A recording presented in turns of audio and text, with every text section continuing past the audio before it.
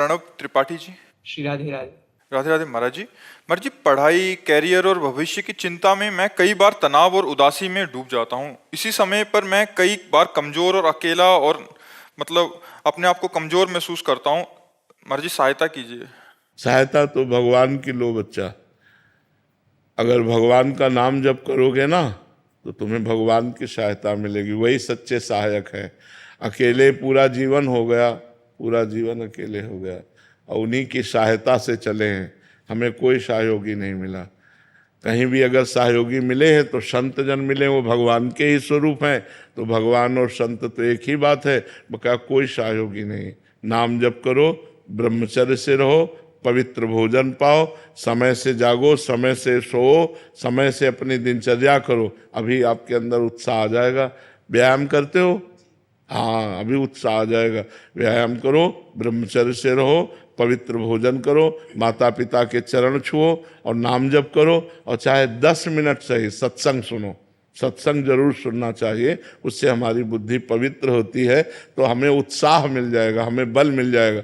जहाँ हम हारते होते हैं वहाँ भगवान हमें बल प्रदान करते हैं और भले हार जाएं फिर हमें आगे बढ़ने का उत्साह मिलता है। नहीं तो बहुत से बच्चे जैसे फेल हो जाते हैं, सुसाइड की सोच लेते हैं, बहुत कमज़ोर हो जाते हैं। ऐसा नहीं होना चाहिए। नाम जप करो सब लोग, फिर देखो आपको कितना आत्मबल मिलता है।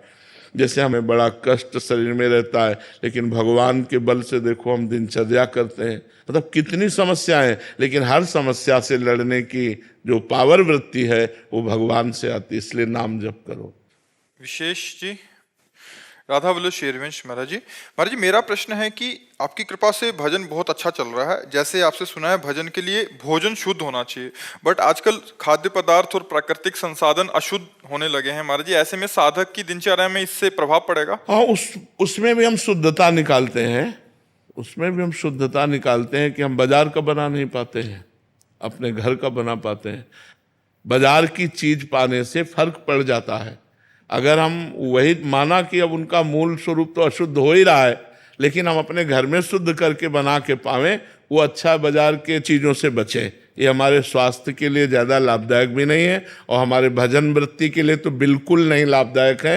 ये रजोगुण पैदा कर देंगे, भजन में रुचि नहीं होने देंगे। और आजकल प्रायः ऐसा ही होता है कि हम जबान के स्वाद के लिए बाजार का, होटल का ज़्यादा पसंद करते हैं। इसलिए हमें लगता है वो हमारे सामने जो आता है वो बहुत स्वच्छ आता है, लेकिन पीछे जो बनाने वाले हैं उनके भाव कैसे हैं, उनकी पवित्रता कैसी है, कब की दाल है, फ्राई करके तो अभी दिया है, तो गरम गरम तो आपको अच्छा लगेगा, लेकिन वो शरीर के लिए भी लाभदायक नहीं रहेगा और भाव के लिए भी लाभदायक नहीं रहेगा। अगर हम पवित्र अन्न पाएं, जो पवित्र अन्न जिस कोटि का मिल रहा है, लेकिन अपनी रसोई में बना के ठाकुर को भोग लगा पाएं, ज़्यादा अच्छा रहेगा।